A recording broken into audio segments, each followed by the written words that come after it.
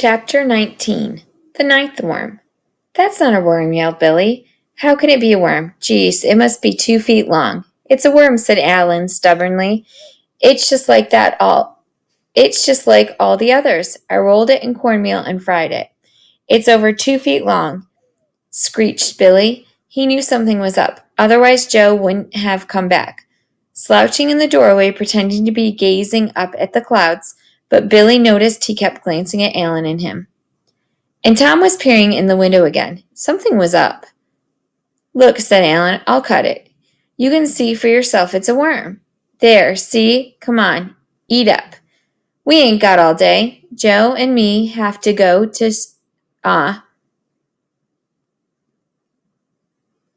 Shoshan with his father. Billy poked at the huge worm with his fork. Something sure was up. He ate the piece Alan had cut, looking the rest of the worm over carefully as he chewed. He ate another bite.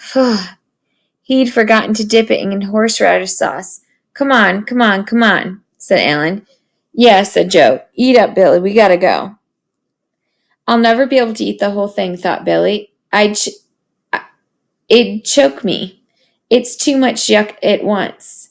Half, he croaked. I'll eat half. This is some sort of a ringer. There's never been a worm this long. Okay, said Alan. Then the bet's off. Suit yourself. Come on, Joe. He chickened out. Let's go. All right, said Billy, playing for time.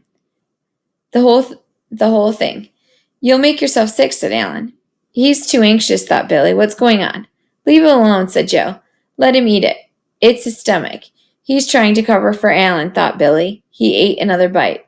Then he began to scrape the cornmeal carefully off the worm with his knife. What are you doing, said Alan. I think I'll have it plain today, no cornmeal. That's not fair, you can't. Glue, screamed Billy, all of a sudden. Glue. You glued 2 crawlers together.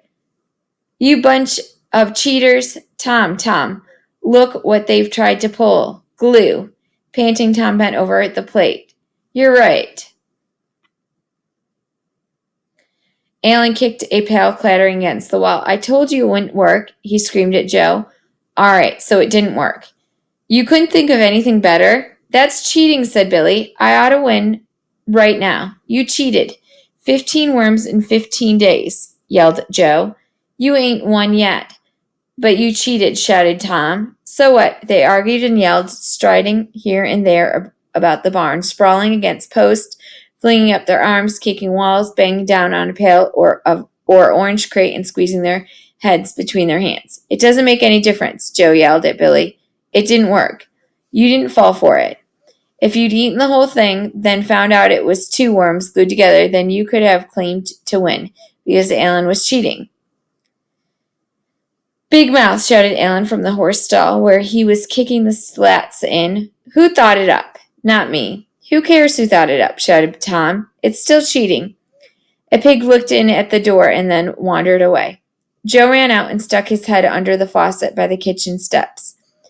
A minute later, he came running back, dripping, yelling, That's not true. What's not true? Said Billy, turning around from shouting at Alan. Whatever you said. What'd I say? It doesn't make any difference. You're a liar and a cheat, and so anything you say isn't true.